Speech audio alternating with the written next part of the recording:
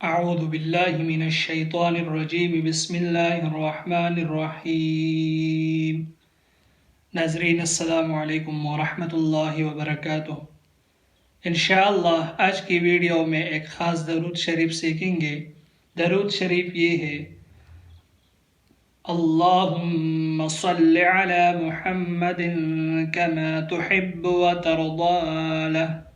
اللهم صل على محمد كما تحب وترضى له۔ اللهم صل على محمد كما تحب وترضى له۔ رسول اکرم صلی اللہ علیہ وسلم نے ایک روز ایک شخص کو اپنے اور حضرت ابو بکر صدیق رضی اللہ تعالیٰ عنہ کے درمیان بٹھایا۔